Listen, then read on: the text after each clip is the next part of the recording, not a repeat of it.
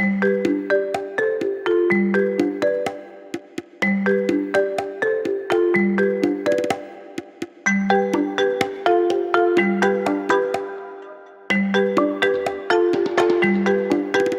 welcome back to another advocacy update. I'm Jen Goodale, and I'm here with Cory Titus from MOAA's Government Relations team. And we're going to dive into a statement for the record that MOAA's just put together. We're really excited about this because we haven't gotten a good look at the TAP program in a while. The last major changes were in the 2019 NDAA. And before you go any further, transition assistance program, right? Yeah. Okay, so let's talk through it. It's been a minute since I went through TAP. It's actually been more like 16 years, but 16 minutes.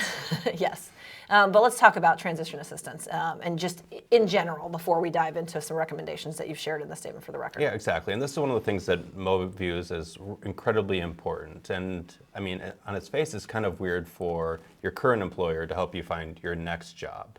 But when somebody raises their right hand and puts on the uniform, we need to make sure that they're getting set up after the career, because ultimately we can't maintain and sustain the all-volunteer force if people aren't leaving uniform and telling other people to fill their boots. Right, and no matter how much you love the military, eventually you have to transition to civilian life. So whether you do 4 years or 40, that transition is coming. So TAP is important for everyone.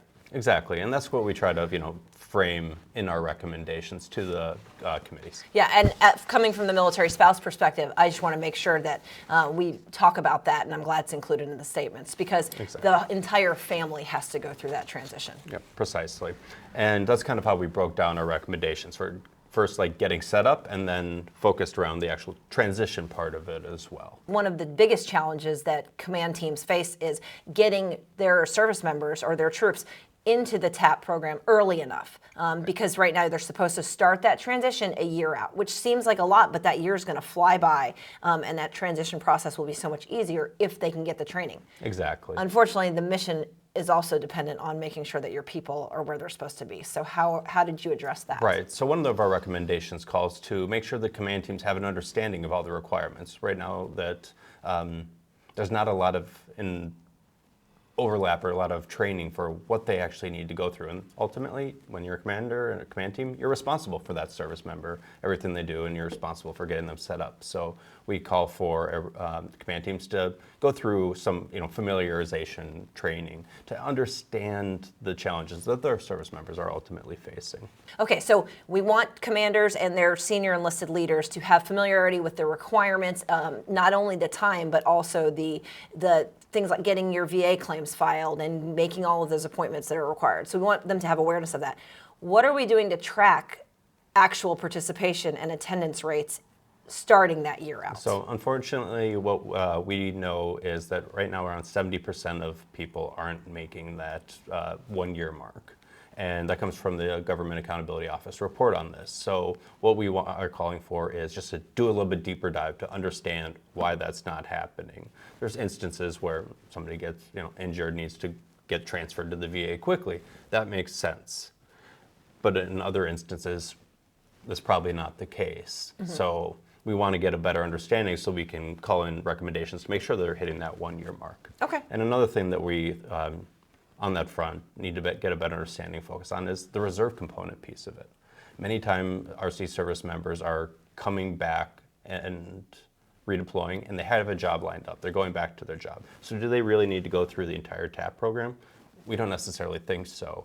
So I think we can tailor the curriculum to be suited better to their needs. Yeah, that makes sense, especially with such frequent activations being the case these days. Right. Well, you're asking me all the questions, but you contributed a big part to this as well, especially on the spouse front. So tell us more about your recommendations there. In 2019, the DoD and VA and Department of Labor made a huge shift to start making sure that spouses are included in the transition process, because there's a lot of information being thrown at the service member, and the spouses are usually making a lot of the decisions, whether it's about financial or health or any number of things.